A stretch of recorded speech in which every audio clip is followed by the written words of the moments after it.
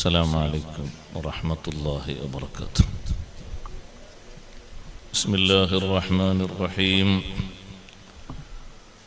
الحمد لله رب العالمين، نحمده ونستعينه ونؤمن به ونتوكل عليه، ونعوذ بالله من شرور أنفسنا ومن سيئات أعمالنا. من يهده الله فلا مضل له ومن يضلل فلا هادي له. نشهد أن لا إله إلا الله وحده لا شريك له، ونشهد أن سيدنا ونبينا ومولانا محمدا صلى الله عليه وسلم عبده ورسوله.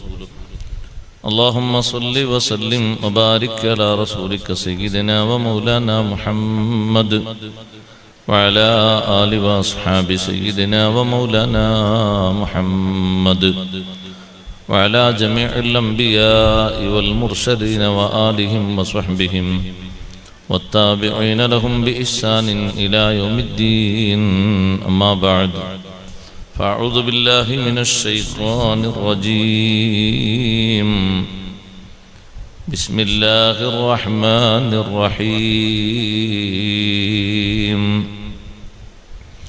فهل عسيتم إن توليتم أن تفسدوا في الأرض وتقطعوا أرحامكم؟ أولئك الذين لعنهم الله فأصمهم وأعمى أبصارهم. صدق الله العلي العظيم. صدق وصدق وبلغ رسوله النبي الكريم، ونحن على ما قال ربنا من الشاهدين الشاكرين، والحمد لله رب العالمين. من أحب أن يبسط له في رزقه وإن سأله في أصله فليصل رحمه. صدق شفيعنا رسول الله صلى الله عليه وسلم. أصلي صلاة تملأ الأرض والسماء على من له أعلى العلا متبوأ. أقيم مقاما لم يقم فيه مرسل، وأمست له حجب الجلال توطأ. إلى العرش والكرسي أحمد قد دنا، فنورهما من نوره يتلألأ. صلاة وتسليم وأزكى تحيتي على المصطفى المختار خير البرية. واعلموا يا أمة سيدنا ومولانا محمد، اللهم صل وسلم وبارك عليه.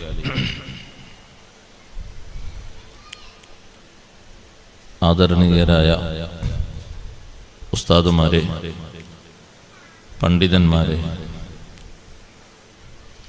രക്ഷിതാക്കളെ,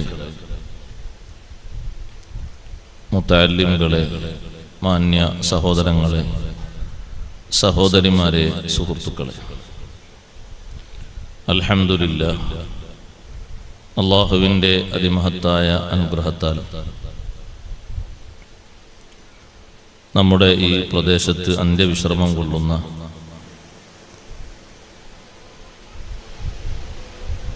വലിയ ബഹുമാനങ്ങളും സ്ഥാനമാനങ്ങളും അല്ലാഹു നൽകിയ സയ്യിദ് ഇസ്മായിൽ ബുഖാരി ഖദ്ദസല്ലാഹു സിർറഹുൽ അസീസ് അവരുടെ ഉറൂസിനോടനുബന്ധിച്ചാണ് നാം ഒത്തുകൂടിയിരിക്കുന്നത്. നമ്മുടെ ഈ കാലഘട്ടത്തിൽ കൂടുതലായി ദീനീ ഇൽമ് സ്വീകരിക്കുകയും ദീനിൻ്റെ അറിവിന് പ്രചോദനങ്ങൾ വർദ്ധിപ്പിക്കുകയും ചെയ്യുക എന്നത് നമ്മുടെ ഓരോരുത്തരുടെയും കടമയാണ്. സൗകര്യങ്ങളും സംവിധാനങ്ങളും കുറഞ്ഞ കാലത്ത് ഇൽമിന് വലിയ സ്ഥാനമായിരുന്നു. പഴയകാലത്ത് വഅള് പറയാനും കേൾക്കാനും ഇത്ര സൗകര്യങ്ങളും സംവിധാനങ്ങളൊന്നും ഇല്ലാത്ത കാലത്ത് നാട്ടിലേതെങ്കിലും രോഗികളായി കഴിയുന്ന ആളുകൾ ഒഴികെ ബാക്കി എല്ലാവരും ഇൽമ് പഠിക്കുന്നതിന് വലിയ പ്രാധാന്യം കൽപ്പിച്ച് 40 ദിവസവും 30 ദിവസവും ഒക്കെ അള്ളാഹുവിൻ്റെ ദീനിൻ്റെ ഇൽമ് സ്വീകരിക്കാൻ വലിയ സന്നദ്ധതയോടെ എത്തുമായിരുന്നു. ഇൽമിനോടുള്ള താൽപര്യവും ബഹുമാനവും കുറയാതെ കാത്തു സൂക്ഷിക്കുകയും ഓരോ ദിവസവും കണ്ട് നമുക്ക് ഓരോരുത്തർക്കും വർദ്ധിക്കേണ്ട ഒരു സംഗതിയാണ് ഇൽമ്. എല്ലാ ദിവസവും വർധനവുണ്ടാകേണ്ട ഒന്ന് അറിവാണ്. അറിവ് വർദ്ധിക്കാനാണല്ലോ സയ്യിദുനാ റസൂലുള്ളാഹി സ്വല്ലല്ലാഹു അലൈഹി വസല്ലം തങ്ങളോട് അല്ലാഹു ദുആർക്കാൻ പറഞ്ഞത്, റബ്ബി സിദ്നി ഇൽമ. എത്ര വലിയ അറിവാണ് തങ്ങൾക്ക് അല്ലാഹു നൽകിയത്. ലോകത്ത് ഒരാൾക്കും നൽകിയിട്ടില്ലാത്ത അത്രയും അറിവ് അല്ലാഹു നൽകിയിട്ടും വീണ്ടും അല്ലാഹു തആല പറഞ്ഞു വഖുർ റബ്ബി സിദ്നി ഇൽമ. തങ്ങൾ പറയണം റബ്ബി സിദ്നി ഇൽമ എന്ന് പറയണം. അറിവിന്റെ പ്രാധാന്യം നമ്മെ ബോധ്യപ്പെടുത്താനും നാം ഓരോരുത്തരും നിത്യജീവിതത്തിൽ അറിവുകൾ വർദ്ധിപ്പിക്കണം. നമ്മുടെ ജീവിതത്തിൽ നാം നിർവഹിക്കുന്ന കർമ്മങ്ങൾ പൂർണ്ണമായും കുറ്റമറ്റ രീതിയിലായി തീരാൻ, പൂർണ്ണമായും ഇഖ്ലാസോടുകൂടി ആയിത്തീരാൻ നമുക്ക് വേണ്ടത് ഇൽമാണ്. അത് ചെറിയതാണെങ്കിലും വലുതാണെങ്കിലൊക്കെ അള്ളാഹുവിങ്കൽ സ്വീകരിക്കണമെങ്കിൽ അതിനൊറ്റ നിബന്ധനയാണ്, അത് പൂർണ്ണ ഇഖ്ലാസ് ഉള്ളതായിരിക്കണം. കഷ്ടപ്പാട് അല്ലാഹു തആല സ്വീകരിക്കുന്നതിന്റെ ഒരു മാനദണ്ഡം അല്ല. കുറെ ഒരാൾ അധ്വാനിച്ചിട്ടാണ് ഒരു കാര്യം ചെയ്തത് എന്നതുകൊണ്ട് മാത്രം അല്ലാഹു സ്വീകരിക്കണമെന്നില്ല. അങ്ങനെ സ്വീകരിക്കുമായിരുന്നെങ്കിൽ ഏറ്റവും അധികം സ്വീകരിക്കേണ്ടത് സ്വഹാബിമാരുടെ ഹിജ്റയാണ്. അത്ര വലിയ കഷ്ടപ്പാട് നിറഞ്ഞ ഒരു സംഗതി പിന്നീട് ഉണ്ടായിട്ടില്ല. മക്കയിൽ നിന്ന് മദീനയിലേക്കുള്ള പലായനം വളരെ ദുരിതപൂർണമായ രീതിയിലായിരുന്നു. ഭക്ഷണങ്ങളും മറ്റുമൊന്നും ലഭിക്കാതെ ദിവസങ്ങളോളം പോകുന്ന വഴിയിൽ തമ്പടിച്ചവർ ആ കൂട്ടത്തിലുണ്ട്.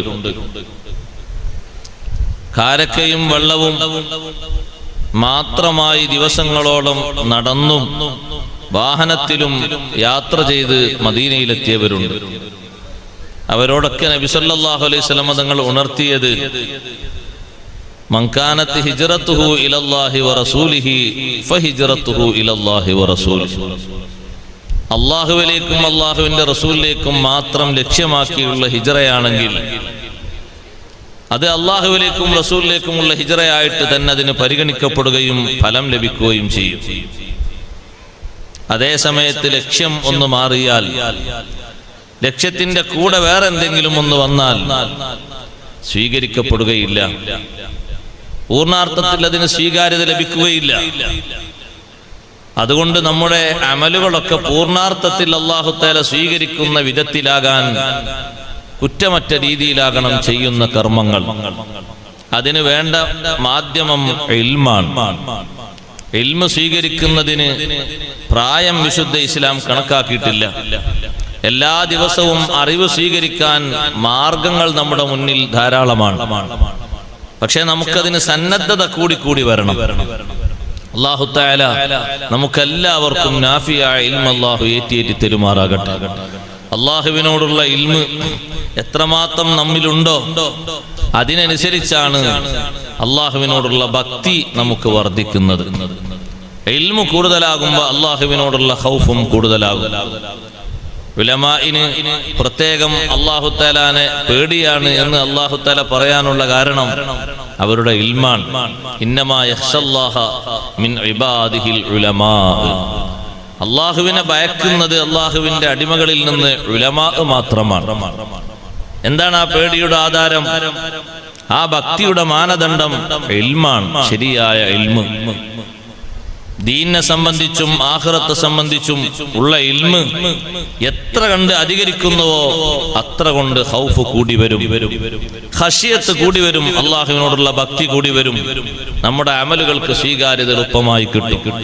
അല്ലാഹു തആല എല്ലാ ദിവസവും അറിവ് വർദ്ധിപ്പിക്കാൻ നമുക്കെല്ലാവർക്കും അല്ലാഹു തൗഫീഖ് നൽകുമാറാകട്ടെ.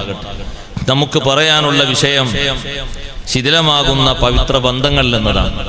അല്ലാഹു സുബ്ഹാനഹു വ തആല ലോകത്തുള്ള സൃഷ്ടികളെ സൃഷ്ടിച്ചു കഴിഞ്ഞപ്പോൾ, എല്ലാ സൃഷ്ടികളെയും അല്ലാഹു തആല സൃഷ്ടിച്ചപ്പോൾ ആദ്യമായി അല്ലാഹു ആ സൃഷ്ടികളുടെ മുന്നിൽ ഒരു പ്രതിജ്ഞ പറഞ്ഞത് ബന്ധമാണ്, കുടുംബ ബന്ധം, മറ്റു ബന്ധങ്ങൾ.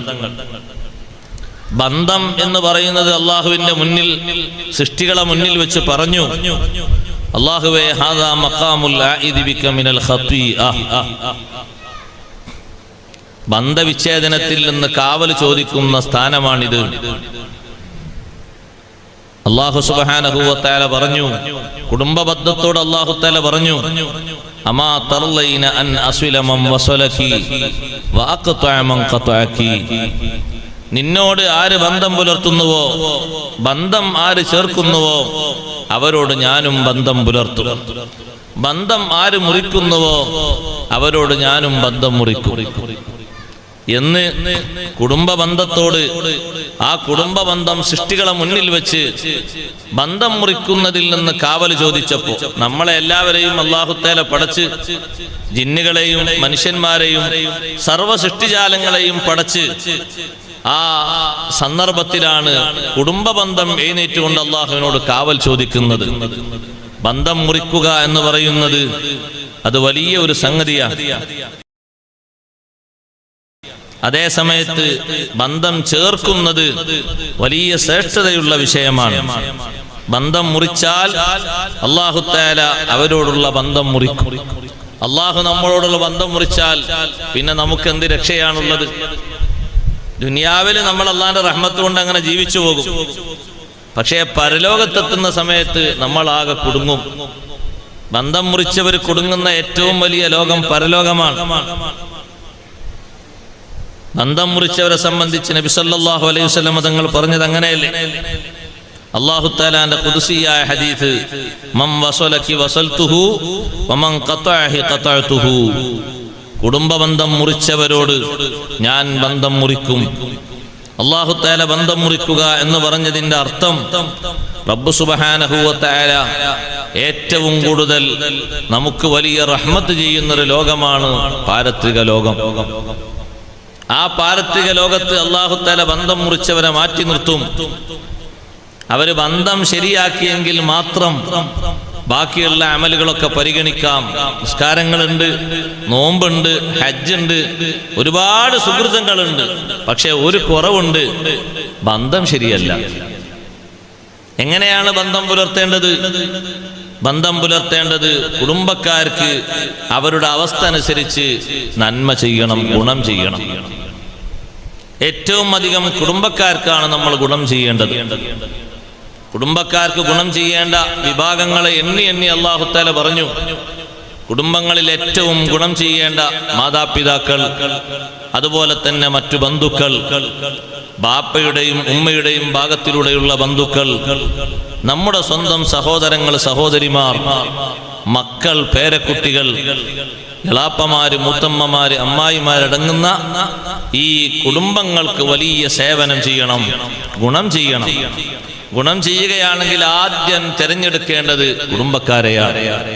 അഷ്റഫുൽ ഖൽഖ് സല്ലല്ലാഹു അലൈഹി വസല്ലം തങ്ങൾ അവിടത്തേക്ക് വരുന്നൊരു ഹദിയ, അത് കാരക്കയാണെങ്കിലും വെള്ളമാണെങ്കിലും അതുപോലെ തന്നെ പാലാണെങ്കിലും വസ്ത്രങ്ങളാണെങ്കിലും അതിന്റെ വിതരണം തങ്ങൾ നൽകുന്ന ശ്രേഷ്ഠ വിഭാഗം കുടുംബങ്ങളാണ്.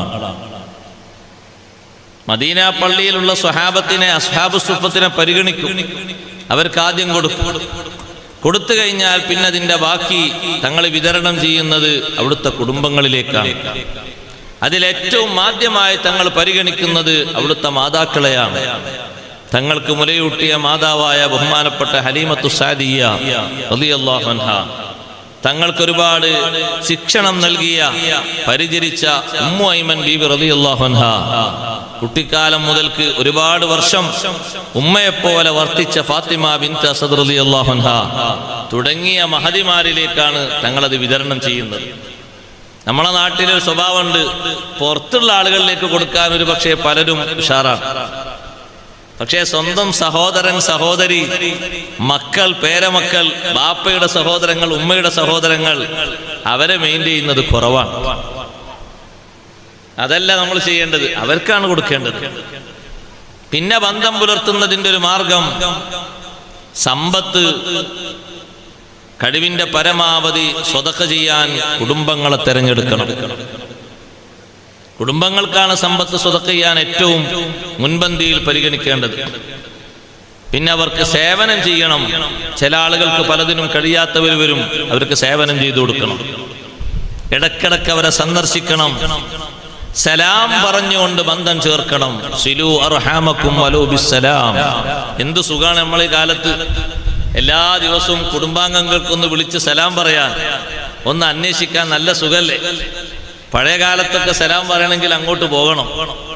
ഇപ്പൊ സലാം പറയാൻ ഒന്ന് ക്ലിക്ക് ചെയ്താൽ മതി, നമ്പർ നെക്കിയിട്ടൊന്ന് അമർത്തിയിട്ട് സലാം അലൈക്കും, എന്തൊക്കെ വിശേഷം, റാഹത്തല്ലേ എന്ന് ചോദിച്ചാൽ ആ സലാം പറയലോടെ ബന്ധം സുദൃഢമാവുകയാണ്.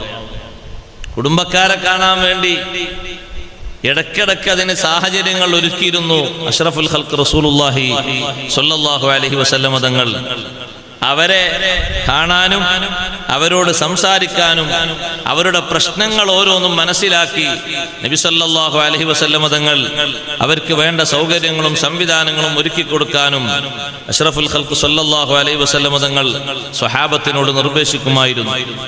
അള്ളാഹുവിനെ ഇഷ്ടപ്പെട്ട അമലുകളുടെ കൂട്ടത്തിൽ ഏറ്റവും വലിയ അമലായി പരിഗണിച്ചൊരു അമലാണ് സിലത്തുർ റഹീം, കുടുംബ ബന്ധം. ഈമാനുമായി ബന്ധപ്പെട്ടൊരു അമലാണ്. മൻ കാന യുഅ്മിനു ബില്ലാഹി വൽ യൗമിൽ ആഖിർ ഫല്യസിൽ റഹിമഹ. അള്ളാഹുവിലും അന്ത്യനാളിലും പൂർണ്ണ ഈമാനുള്ള ആളാണെങ്കിൽ കുടുംബ ബന്ധം ചേർക്കണം. ആ ബന്ധം ചേർക്കേണ്ട തലങ്ങൾ, കുടുംബബന്ധം ചേർക്കേണ്ട തലങ്ങൾ ഒന്നും മുറിക്കാതെ ആ ബന്ധുക്കളുടെ കാര്യങ്ങളൊക്കെ അറിഞ്ഞുകൊണ്ട് അവർക്ക് വേണ്ട ഒത്താശകൾ ചെയ്തുകൊണ്ട് അവരോട് ബന്ധം പുലർത്തുന്നതിനോടൊപ്പം അവർക്ക് ഓരോ കാര്യങ്ങളും നിർദ്ദേശിച്ചു കൊടുക്കണം. തെറ്റുകുറ്റങ്ങൾ കണ്ടാൽ കുടുംബക്കാരോട് സോൾവ് ചെയ്യരുത്, സോൾവ് ചെയ്യാൻ പാടില്ല. ആദ്യമായി അല്ലാഹു തആല ഉപദേശം കൊടുക്കാൻ വേണ്ടി പറഞ്ഞത് ആരോടാ? വഅൻദിർ അശീറതകൽ അഖ്റബീൻ. അടുത്ത ബന്ധുക്കാരോട് തങ്ങൾ മുന്നറിയിപ്പ് കൊടുക്കണം. അല്ലാഹുവെ വിശ്വസിച്ചില്ലെങ്കിൽ ശിക്ഷ വരാനുണ്ട്, പരലോകം വിശ്വസിച്ചില്ലെങ്കിൽ ശിക്ഷ വരാനുണ്ട്. സ്വന്തക്കാരൻ ദീനിന് നിരക്കാത്ത ഒരു കാര്യം ചെയ്യുമ്പോ സാരമില്ലെന്ന് വെക്കരുത്. സ്വന്തം സഹോദരനാണെങ്കിലും മകനാണെങ്കിലും മകളാണെങ്കിലും അവർക്ക് മുന്നറിയിപ്പ് കൊടുക്കണം. നീ ചെയ്യുന്നത് ഹറാമാണ്, ഒരിക്കലും അത് പാടില്ല, കുറ്റം കൂടിയ കാര്യമാണ്, വൻകുറ്റമാണ്, പാരത്രിക ലോകത്ത് വഷളായി പോകും. നിർദ്ദേശങ്ങൾ ആദ്യം കൊടുക്കേണ്ടത് കുടുംബക്കാരോടാണ്. സമൂഹത്തിലുള്ള ആളുകളെ ഉപദേശിക്കുന്നതിന്റെ മുമ്പ് സയ്യിദുനാ റസൂലുള്ളാഹി സ്വല്ലല്ലാഹു അലൈഹി വസല്ലം ആദ്യം ഉപദേശം കൊടുത്തത് സ്വന്തം കുടുംബക്കാരോടാണ്. സ്വന്തം കുടുംബക്കാരോട് വ്യക്തിപരമായും തങ്ങൾ ഉപദേശിച്ചിട്ടുണ്ട്, സാമൂഹ്യമായി മൊത്തം ഒരുമിച്ചു കൂട്ടിയും ഉപദേശിച്ചിട്ടുണ്ട്. ഈ ആയത്തിറങ്ങിയ അന്നാണ് മക്കയിലുള്ള ഗോത്രത്തലവന്മാരെ മുഴുവനും തങ്ങൾ വിളിച്ചത്. സ്വഫാ കുന്നിന്റെ മുകളിൽ കയറിയിട്ട് ഓരോ ഗോത്രക്കാരെയും തങ്ങൾ വിളിച്ചപ്പോ യാ ബനീ ലുഅയ്യിൻ, ലുഅയ്യ് കുടുംബമേ, ബനൂ ലുഅയ്യ് ഗോത്രമേ. ബനൂ ലുഅയ്യ് ഗോത്രത്തിലെ നേതാക്കൾ വന്നു. അതേപോലെ തന്നെ ബനൂ ഹാഷിമിനെ വിളിച്ചു, ബനുൽ മുത്തലിബിനെ വിളിച്ചു. ഓരോ ഗോത്രക്കാരും അവിടെ വന്ന് അൽ അമീൻ വിളിക്കുന്നുണ്ട്. വെറുതെ ഏതായാലും വിളിക്കില്ല. സഫാ പർവ്വതത്തിന്റെ മുകളിൽ കയറിയപ്പോൾ അവരോട് നബി സല്ലല്ലാഹു അലൈഹി വസല്ലം തങ്ങൾ അള്ളാഹുവിനെ വിശ്വസിക്കുന്ന വിഷയം കൃത്യമായി ഓർമ്മപ്പെടുത്തി. ഞാൻ നിങ്ങളോട് ഏതെങ്കിലും ഒരു കാര്യം പറഞ്ഞാൽ വിശ്വസിക്കാൻ നിങ്ങൾക്ക് പ്രയാസമുണ്ടോ? ഇല്ല. ലൗ അന്ന ഖൈലം ബിസഫി ഹാദൽ ജബലി അകുൻതും മുസദ്ദിഖീൻ. നിങ്ങൾ കാണാത്ത രൂപത്തിലല്ലേ മലയുടെ മുകളിൽ ഇരിക്കുന്നത്. ഇതിന്റെ താഴ്വാരത്തിലൂടെ ഒരു കുടുംബം അല്ലെങ്കിൽ ഒരു ഗോത്രം അല്ലെങ്കിൽ ഒരു സൈന്യം നിങ്ങളെ ലക്ഷ്യമാക്കി വരുന്നുണ്ടെന്ന് ഞാൻ പറഞ്ഞാൽ എന്നെ അംഗീകരിക്കുമോ? എല്ലാവരും പറഞ്ഞു, ഞങ്ങൾ അംഗീകരിക്കും. നഅം, അതെ, ഞങ്ങൾ വിശ്വസിക്കും. കാരണം മാ ജറബ്നാ അലൈക കദിബൻ ഖത്തു, തീരെ തന്നെ നിങ്ങളിൽ നിന്ന് ഒരു കളവ് പോലും ഞങ്ങൾക്ക് പരിചയമില്ലല്ലോ. എന്ത് നിങ്ങൾ പറഞ്ഞാലും അത് സത്യമാണല്ലോ. ഞങ്ങളത് അംഗീകരിക്കും, വിശ്വസിക്കും. എങ്കിൽ നിങ്ങളോട് ഞാൻ പറയട്ടെ, നിങ്ങൾ കാണാത്ത ഒരു ലോകം വരാനുണ്ട്. നിങ്ങൾ കാണാത്ത ഒരു ലോകം വരാനുണ്ട്. ആ ലോകത്തെയും ഈ ലോകത്തെയും സൃഷ്ടിച്ചത് അള്ളാഹുവാണ്. ആ അള്ളാഹുവിനെ നിങ്ങൾ വിശ്വസിക്കണം. അള്ളാഹിനെ വിശ്വസിച്ചിട്ടില്ലെങ്കിൽ നിങ്ങൾക്ക് കടുത്ത ശിക്ഷ നിങ്ങൾ അനുഭവിക്കേണ്ടി വരും എന്ന് കുടുംബക്കാരെ ഓരോ തലവന്മാരെയും വിളിച്ച് മുന്നറിയിപ്പ് നൽകിയപ്പോൾ ആദ്യമായി തങ്ങളോട് പ്രതികരിച്ചത് അവിടുത്തെ മൂത്താപ്പയായ അബൂലഹബാണ്. അബൂലഹബല്ലേ നബി തങ്ങളെ എതിർത്തത്? അബൂലഹബ് ചോദിച്ചില്ലേ, തബ്ബല്ലക അലിഹാദാ ദഊതനാ, നിനക്ക് നാശം, ഇതിനാണോ ഞങ്ങളെ വിളിച്ചു വരുത്തിയത്? ഇത് പറയാനാണോ ഞങ്ങളെ ക്ഷണിച്ചു വരുത്തിയത്? സഹോദരങ്ങളെ, വേറെ നേതാക്കളും ആ കൂട്ടത്തിലുണ്ട്. ആരും ഒന്നും മറുപടി പറഞ്ഞിട്ടില്ല. പക്ഷേ അന്ന് നബി തങ്ങളോട് പറയാൻ പറ്റാത്ത ഭാഷയിൽ, വളരെ തരം താഴ്ന്ന ഭാഷയിൽ തബ്ബല്ലക ലിഹാദാ ദഊതനാ, സാധാരണക്കാരിൽ സാധാരണക്കാരോട് പറയുന്ന ഒരു ഭാഷയാണ് തബ്ബല്ലക എന്നത്. അത് മുത്തുനബി തങ്ങളോട് പറഞ്ഞപ്പോ അല്ലാഹു സുബ്ഹാനഹു വ തആല അബൂലഹബിന് മറുപടി കൊടുത്തില്ലേ, തബ്ബത് യദാ അബീ ലഹബിൻ വ തബ്ബ്. രാവിലെ സമയത്ത് ഇങ്ങനെ അബൂലഹബ് പറഞ്ഞെങ്കിലും അന്ന് വൈകുന്നേരമായപ്പോ നബി സല്ലല്ലാഹു അലൈഹി വസല്ലം തങ്ങൾ എതിർത്ത ആള് എന്നുള്ള നിലക്ക് തങ്ങൾക്ക് എതിർപ്പൊന്നുമില്ല. തങ്ങൾ വൈകുന്നേരം അബൂലഹബിനെ കാണാൻ ഒറ്റക്ക് പോയി. അബൂലഹബിന്റെ വീട്ടിലേക്ക് തങ്ങൾ വരുമ്പോ അബൂലഹബ് വിചാരിച്ചു ഉണ്ടായ വിഷയത്തിൽ മാപ്പ് ചോദിക്കാൻ വേണ്ടി വരികയായിരിക്കും. ഉണ്ടായ സംഗതിക്ക് മാപ്പ് ചോദിക്കാൻ വേണ്ടി വരികയായിരിക്കും. കുടുംബക്കാരോട് പറയാൻ മടിണ്ടാകരുത്. അവരോട് പറയണം, ചെയ്യുന്നത് ശരിയല്ല. സ്വന്തം ജ്യേഷ്ഠനാണെങ്കിലും അനുജനാണെങ്കിലും, അത് കല്യാണത്തിനാണെങ്കിലും സൽക്കാരത്തിനാണെങ്കിലും, ഇനി വേറെന്താ വേറെന്തൊക്കെ പരിപാടി ഉണ്ടല്ലോ, അതൊക്കെ എണ്ണിക്കോളൂ. അതിനൊക്കെ ആണെങ്കിലും ദീനെ ഹറാമാക്കിയൊരു കാര്യമാണെങ്കിൽ അത് ഹറാമാണ്, ചെയ്യരുത് എന്ന് പറയണം. നമ്മൾ ആദ്യം ഒരുങ്ങണം. നമ്മളെ വീട്ടിലും അതേ ഒരു പരിപാടി നടന്നെങ്കിൽ പിന്നെ അവിടെ എതിർക്കാൻ വലിയ ചാൻസ് ഒന്നും ഉണ്ടാകൂല. അത് ശരി, നിന്റെ വീട്ടിൽ ഇതൊക്കെ നടത്തിയിട്ട് എന്റെ വീട്ടിൽ നടത്തുമ്പോ നീ എതിർക്കേ. നിന്റെ വീട്ടിൽ മിഠായി കല്യാണം, മൈലാഞ്ചി കല്യാണം, പിന്നെന്ത് കല്യാണം, എല്ലാ കല്യാണവും നീ നടത്തി. നിന്റെ പരിപാടിയൊക്കെ കഴിഞ്ഞപ്പോ എന്റെ വീട്ടിൽ വന്ന് നീ എതിർക്കാനോ വേളറിയാനോ എന്നവൻ ചോദിക്കരുത്. നമ്മൾ അതിൽ നിന്ന് മുക്തമായ ശേഷം അവരെ ഉപദേശിക്കണം. പറ്റില്ല, ഈ ചെയ്യണ പരിപാടി തെറ്റാണ്. എന്താ ഇപ്പൊ അനുജന്റെ വീട്ടിൽ നടക്കുന്നത്? എന്താ അനുജന്റെ വീട്ടിൽ നടക്കുന്നത്? കല്യാണത്തിന്റെ മുമ്പ് നിശ്ചയിച്ച പെണ്ണിന് എല്ലാവരും കൂടി ഓരോ മിഠായും കേക്കും മുറിച്ചു കൊടുക്കുക. അതാരാ വന്നിരിക്കുന്നത്? അത് സ്കൂളിലെ 10ാം ക്ലാസ്സിലെ ഒരു വിഭാഗം, 11ാം ക്ലാസ്സിലെ ഒരു വിഭാഗം, 12ാം ക്ലാസ്സിലെ ഒരു വിഭാഗം, ഡിഗ്രി തരങ്ങളിലുള്ള ഫ്രണ്ട്സ് എല്ലാവരും ഇങ്ങോട്ട് വന്നിരിക്കുകയാണ്. ഒരൊറ്റ കുട്ടിനെയും ഈ പെണ്ണിന് കാണാൻ പറ്റൂല. പക്ഷെ എല്ലാവരും കൂട്ടം കൂടി വന്ന് ഓരോരുത്തരെ വക ഓരോ കേക്ക് മുറിച്ചു കൊടുക്കാം. പുതിയാപ്പിളക്ക് വരെ ആ പെണ്ണിന്റെ ശരീരം തൊടണമെങ്കിൽ നിക്കാഹ് കഴിയണ്ടേ? പിന്നെ എങ്ങനെ അന്യ പുരുഷന്മാർക്ക് ഇങ്ങനെ ഒരു വേദി ഒരുക്കി കൊടുക്കുക? എന്നിട്ട് ആ വന്ന ആളുകൾക്ക് ഒരു ഭക്ഷണം. എന്തിനാ ഭക്ഷണം? എല്ലാവരും ഹറാമ് ചെയ്തതിന്റെ പേരിൽ ഒരു സ്വീകരണം, ഒരു ഭക്ഷണം. നഊദു ബില്ലാഹി മിൻ ദാലിക്. ഈ ഹറാമൊക്കെ ചെയ്യാൻ വന്ന ആളുകൾക്ക് നല്ല ബിരിയാണി കൊടുത്ത് സ്വീകരിക്കേ? പാടില്ലത്. ഉപദേശിക്കണം.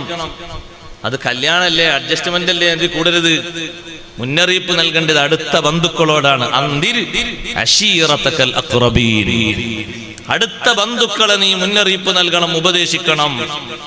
പറ്റാത്തത് കാണുമ്പോ പറ്റില്ല എന്ന് പറയണം, പാടില്ല എന്ന് പറയണം, ദീനിലത് പറ്റൂല എന്ന് പറയണം. അങ്ങനല്ലേ മഹാന്മാർ ഉപദേശിച്ചത്? സ്വന്തം മോനാന്ന് കരുതിയവർ മാറിന്നോ? ഉമർ ബിൻ അബ്ദുൽ അസീസ് റളിയല്ലാഹു അൻഹു ഭരണമേറ്റു.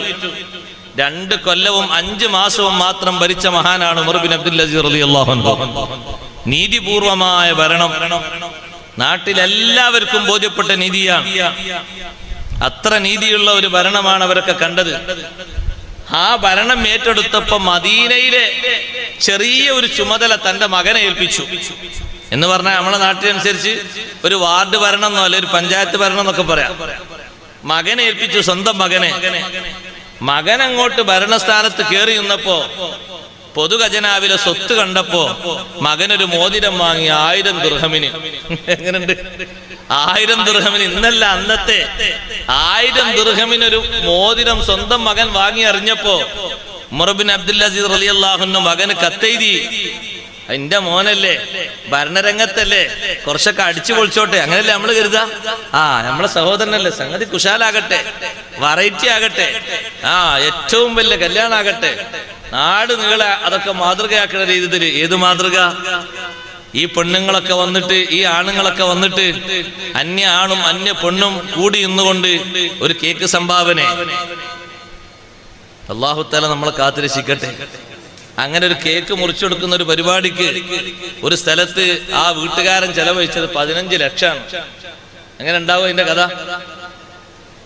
ഇന്ന് ആലോചിച്ച് നോക്ക്. നമ്മള് എന്തിനാണ് ഇപ്പൊ ഇത് ചെലവഴിച്ചത്? വിവിധ തരം ഭക്ഷണങ്ങൾ ഉണ്ടാക്കിയിട്ട്. എന്താ അവിടെ നടക്കുന്ന പരിപാടി? മുഖ്യമായി നടക്കുന്ന പരിപാടി എന്താണ്? നിക്കാഹല്ല, നിക്കാഹിനായിട്ടില്ല. ഞാനൊരു ഉദാഹരണം പറഞ്ഞതാണ്, എന്നോട് വെറുക്കൊന്നും വേണ്ട. ഒരു ഉദാഹരണം പറഞ്ഞാണ്. നിങ്ങളെ നാട്ടിലുണ്ടോന്ന് എനിക്കറിയില്ല, ഞാൻ ഉദാഹരണം പറഞ്ഞാണ്. ഉണ്ടെങ്കിലും ഇല്ലെങ്കിലും വിഷയം മനസ്സിലാക്കാൻ വേണ്ടി പറഞ്ഞാണ്. ഇവിടുത്തെ ഹാലൊന്നും എനിക്കറിയില്ല. ഞാൻ ആദ്യമായിട്ട്, നേരത്തെ ഉസ്താദ് പറഞ്ഞ പോലെ നേരത്തെ ഒന്നും വന്നു എന്നല്ലാതെ എനിക്ക് ഇവിടുത്തെ കഥയൊന്നും അറിയില്ല. പക്ഷെ പല നാട്ടിലുണ്ട്, അതുകൊണ്ട് ഉദാഹരണം പറഞ്ഞാണ്. പാടില്ല. സ്വന്തം മോനാണെങ്കിലും ചെയ്യുന്നത് തെറ്റാണെങ്കിലും തെറ്റാണ്, പാടില്ല എന്ന് പറയാനുള്ളത്. അതാണ് യഥാർത്ഥ ബന്ധം. ഉമർ ബിൻ അബ്ദുൽ അസീസ് റളിയല്ലാഹു അൻഹു മകനെ കത്തെഴുതുന്നു, മോനെ, ഭരണരംഗത്ത് കയറിയപ്പോഴേക്ക് ബൈത്തുൽ മാലിലെ സ്വത്തും ഉപയോഗിച്ച് 1000 ദിർഹമിന്റെ മോതിരം വാങ്ങിയോ? നിന്റെ കയ്യിൽ നിന്ന് മോതിരം അയച്ച് നീ അത് വിൽപ്പന നടത്തണം. 1000 മിസ്കീന്മാർക്ക് ആ കാശ് കൊണ്ട് നീ ഭക്ഷണം കൊടുക്കണം. പകരം നീ ഒരു ഇരുമ്പിന്റെ, ഒരു ചെമ്പിന്റെ മോതിരം ധരിച്ചോ. സ്വർണത്തിന്റെ മോതിരമല്ല, അത് വെള്ളിയുടെ മോതിരമാണ്. വെള്ളിയുടെ മോതിരത്തിനാണ് ഇത്രയും അധിക വില. 1000 ദിർഹമിന്റെ മോതിരമാണ് സ്വന്തം മകൻ വാങ്ങിയത്. മകന് ഹൈ ലെവലായിക്കോട്ടെ നല്ല ബാപ്പ തീരുമാനിക്കുന്നത്. സുബ്ഹാനല്ലാഹ്. ആ മദീനയിലും പരിസരത്തും പാവപ്പെട്ടവരില്ലേ, അവരെ പരിഗണിക്കേണ്ട സമ്പത്തെടുത്തിട്ട് എന്റെ മകന്റെ ജീവിതം അടിച്ചുപൊളിയാക്കുകയാണോ? അത് സമ്മതിക്കാതെ കത്തെഴുതിയിട്ട് മകനോട് പറഞ്ഞു, ആ മോതിരം വിറ്റിട്ട് 1000 പാവങ്ങൾക്ക് നീ ഭക്ഷണം കൊടുക്കണം. എന്നിട്ട് നീ പകരം ഒരു ചെമ്പിന്റെ മോതിരമോ ഇരുമ്പിന്റെ മോതിരമോ ധരിക്കണം. ആ മോതിരത്തിന്റെ മുകളിൽ നീ എഴുതി വെക്കണം, റഹിമല്ലാഹു റഅൻ അറഫ ഖദ്റ നഫ്സിഹി. സ്വന്തം നിലവാരം, സ്വന്തം ശരീരത്തിന്റെ വില മനസ്സിലാക്കുന്ന ആൾക്ക് അല്ലാഹു റഹ്മത്ത് ചെയ്യട്ടെ, അല്ലാഹു ബർക്കത്ത് ചെയ്യട്ടെ എന്നൊരു എഴുത്ത് നീ എഴുതി വെക്കണം. നിന്റെ അവസ്ഥ നീ മനസ്സിലാക്കണം. എന്റെ മോനായിട്ടാണ് നീ ഇവിടെ ഭരണത്തിലിരിക്കുന്നത്, ഞാൻ തന്നെ നീ ഭരിക്കുന്നത് ഇവിടെ കണ്ടില്ലേ. സ്വന്തം ആവശ്യങ്ങൾക്ക് ഞാൻ ഈ വിളക്ക് കത്തിക്കാറില്ല. ഭരണത്തിന് വേണ്ടി എനിക്ക് കൊണ്ടുവന്ന വിളക്ക് വിളക്ക് ഭരണത്തിന്റെ ആവശ്യത്തിന് വേണ്ടി മാത്രമേ ഞാൻ കത്തിക്കാറുള്ളൂ. ഒരു വിളക്ക് കത്തിക്കുന്നിടത്ത് വരെ സൂക്ഷ്മത കാണിക്കുന്ന മഹാൻ ഉമർ ഇബ്നു അബ്ദുൽ അസീസ് റളിയല്ലാഹു അൻഹു സ്വന്തം ആവശ്യത്തിന് ആ വിളക്ക് കത്തിക്കില്ല. ഭരണത്തിന് വേണ്ടിയിട്ട്, ജനങ്ങൾക്ക് പ്രശ്നം പരിഹരിക്കാൻ വേണ്ടിയിട്ട് ഒരു ഭാഗത്തിരിക്കുമ്പോ കത്തിക്കുന്ന ഒരു വിളക്കുണ്ട്. ആളുകളുടെ പ്രശ്നം പരിഹരിച്ചു കഴിഞ്ഞാൽ ജനങ്ങളൊക്കെ വന്ന് പിരിഞ്ഞു പോയാൽ ഉടനെ ആ വിളക്ക് കെടുത്തുന്നു. എനിക്ക് വേണ്ടി ആ വിളക്ക് കത്തിക്കാൻ പാടില്ല, കാരണം ഇത് ജനങ്ങളെ കാര്യം പരിഹരിക്കാനുള്ള വിളക്കാണ്. സുബ്ഹാനല്ലാഹ്, ഇങ്ങനെ സൂക്ഷ്മത ജീവിതം നയിക്കുന്ന മഹാൻ സ്വന്തം മകനെ ഉപദേശിക്കുന്നത് ഹൈ ലെവൽ ജീവിതത്തിലേക്ക് മുതിർന്നപ്പോ, വേണ്ട മോനെ, എന്റെ ഭരണത്തിന്റെ കീഴിൽ നീ എങ്ങനെ അടിച്ചുപൊളിയായി വലിയ വിലക്കുള്ള മോതിരം ധരി